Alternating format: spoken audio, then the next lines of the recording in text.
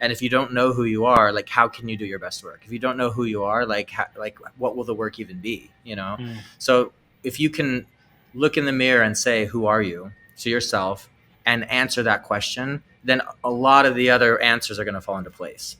You know, creative decisions and aesthetics and like themes and ideas and directions for your work and how to create a brand for yourself. Like all these things will be more easily answered if you know who you are. Mm. And I realized that, like, as a young person, knowing who you are is a process. You know, like when you're 20 years old, you don't know who you are. You may think so, you know, but like I'm not 20 anymore. And looking back at when I was 20, like I had no idea who I was. But I think to start thinking about that is really important. Mm. And I come from design and branding, and you know, I started my career as a graphic designer, and I studied graphic design, and so I come from a branding background, and I think that helps in looking at myself and my work as a whole and as a big picture.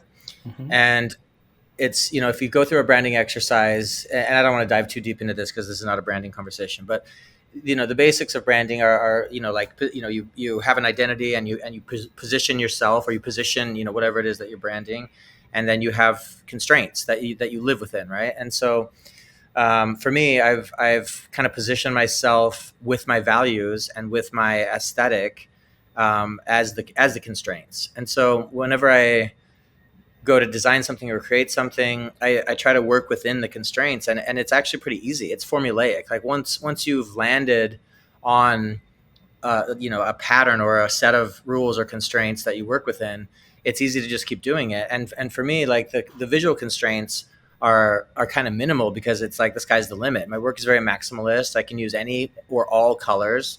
You know, the biggest constraint that I have is when I'm limited by color. You know, if it's a 3-color thing, then that's a huge constraint. But for me, it's like I can do whatever I want, as long as the piece of work fits within the visual constraints and supports the values.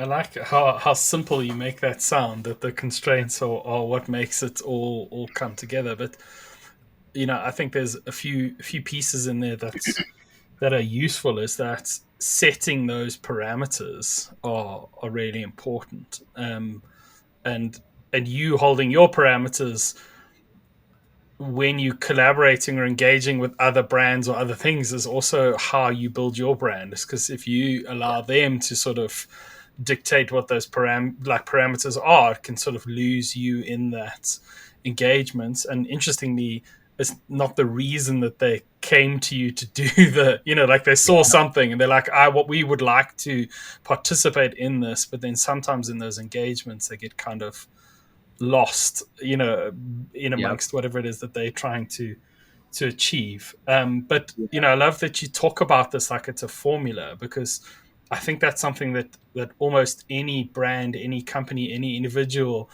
can work on. Is what is your formula, and how do you stick to that?